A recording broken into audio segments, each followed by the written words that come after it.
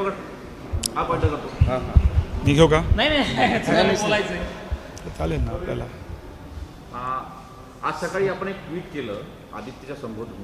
काय ट्विट होतं, कशा प्रकारे माहिती दिली आपण? नाही, सर्वप्रथम मी आपल्या माध्यमातून एक गोष्टी सांगू इच्छितो. आताच बॉम्बे हायकोर्टचा आदेश आला लाडकी बहीण योजनाबद्दल. मी सर्वप्रथम आपल्या माध्यमातून सांगू इच्छितो की ज्यांनी महाराष्ट्रातील सर्वसामान्य महिलांना मदत करायला हवी होती त्यांनी काहीच केले नाही.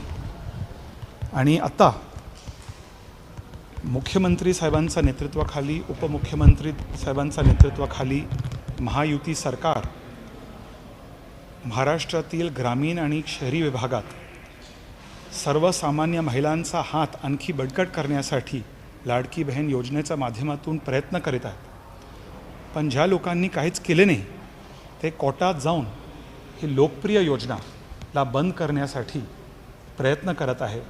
हे अत्यंत दुर्दैवी आहे आणि मला पूर्ण खात्री आहे की येणाऱ्या इलेक्शनमध्ये महाराष्ट्रातील सर्वसामान्य महिला ह्या लोकांना नक्कीच धडा शिकवणार.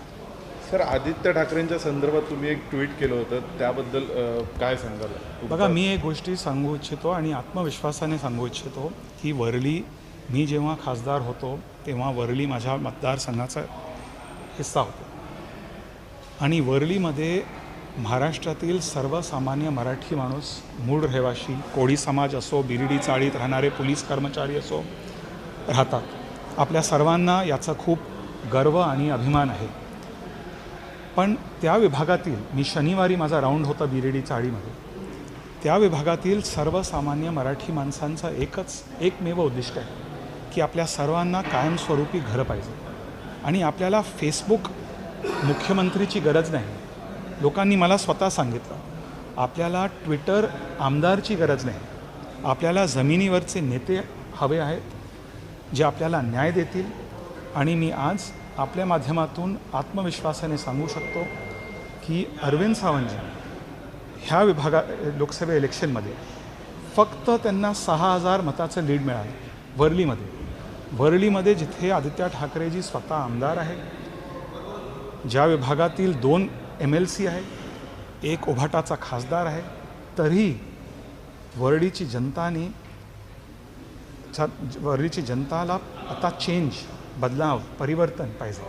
आणि म्हणून मला पूर्ण खात्री आहे की असेंब्ली इलेक्शनमध्ये वरळीची जनता ह्यावेळेस शिंदेसाहेबांच्या नेतृत्वाखाली शिंदेसाहेबांना, खऱ्या शिवसेनांना नक्कीच संधी देईल.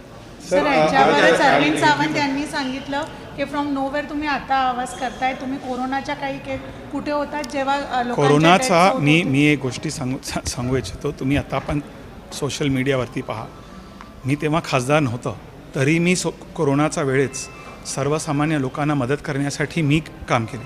अरविंद सावंत आता साऊथ मुंबईचा खासदार आहे. 2014 पासून 2024पर्यंत खासदार आहे. दक्षिण मुंबईची जनताने त्यांना पुन्हा एकदा, कोणाच्या मतावर ते जिंकले आहे ते सर्वांना माहिती आहे, पुन्हा एकदा निवडून आले. पण त्यांचा प्रोग्रॅम काय आहे त्या विभागातील रहिवाशांसाठी? शिवडी आणि वरळीमध्ये त्यांनी किती चाळीमध्ये राहणारे किती मराठी माणसांना घरं दिलं. माझे स्वर्गीय वडील मुरलीभाई जेव्हा खासदार होते, मुरलीभाईंच्या प्रयत्नाने PMGP, प्राईम मिनिस्टर्स ग्रँट प्रकल्पच्या माध्यमातून हजारो मराठी माणसांना कायमस्वरूपी घरे मिळाले. मी जेव्हा खासदार होतो, आज मला हे सांगण्यास आनंद वाटतो आणि गर्व आहे की देशातील सर्वात पहिले क्लस्टर रिडेव्हलपमेंट प्रोजेक्ट माझ्या नेतृत्वाखाली, माझ्या प्रयत्नाने दक्षिण मुंबईचा मुंबादेवी परिसरात झाला. अरविंद सावंतनी ह्या विभागातील मूळ रहिवाशांसाठी काय केलं आहे? तुम्ही TV वरती झळकले, पण स्थानिक रहिवाशांसाठी त्यांची जी आकांक्षा आहे, वेदना दूर करण्यासाठी अरविंद सावंतनी काय केलं हे त्यांना आता उत्तर द्यावं लागेल. सर, लाडली बहना के खिलाफ एक याचिका दाखिल की थी, आज वो याचिका खारिज की गई है. मुख्यमंत्री एकनाथ शिंदे जी की बड़ी महत्वाकांक्षी योजना है लाडली बहना, कैसे देखते हैं? देखिए, मैं एक बात कहना चाहूँगा आपके माध्यम से कि लाड़की बहन योजना महाराष्ट्र सरकार का, मैं मानता हूँ कि महाराष्ट्र में सबसे लोकप्रिय योजना है. इस योजना में ऑलरेडी 2 करोड़ महिलाओं ने, और ख़ास करके जो सबसे गरीब, सबसे ज़रूरतमंद, सबसे जो आम महिला है, ग्रामीण क्षेत्र के हो या शहरी क्षेत्र के, उन्होंने इस स्कीम में रजिस्टर किया, नोंदनी किया। जल्द से जल्द उन्हें इससे फ़ायदा दिया जाएगा।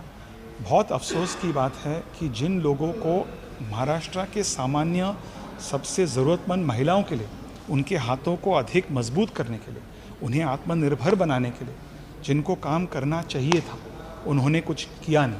उल्टा वे एक लोकप्रिय योजना जो मुख्यमंत्री, उप मुख्यमंत्रियों के नेतृत्व में महाराष्ट्र सरकार, महायुति सरकार ने लाया है, उस योजना को रोकने के लिए, बंद करने के लिए वे कोर्ट में जा रहे हैं। ये बहुत अफसोस की बात है और मुझे पूरा यकीन है कि महाराष्ट्र की जनता इन लोगों को, इन नेताओं को, इन पार्टियों को आने वाले चुनाव में अवश्य नकारेंगे। और मैं महिलाओं को कहना चाहता हूँ आपके माध्यम से कि राज्य सरकार पूरी तरह से तन मन और धन के साथ उनके साथ है। इंग्लिश में बोलायचं? एक इंग्लिश में Sir, how do you react to High Court's decision on Ladli Yojana that is coming? Firstly, what I would like to say is that the Maharashtra government has brought a very, very popular scheme before the people of Maharashtra, and particularly before the women of Maharashtra. And today, already, almost 2 crore of the most needy women in Maharashtra, whether it's rural Maharashtra or urban Maharashtra, have registered for this scheme. It's very unfortunate that a scheme that will empower the women of Maharashtra, that will make them more confident, that will make them more Atmanirbhar, more self-dependent, that will in many ways boost Maharashtra's economy, boost consumer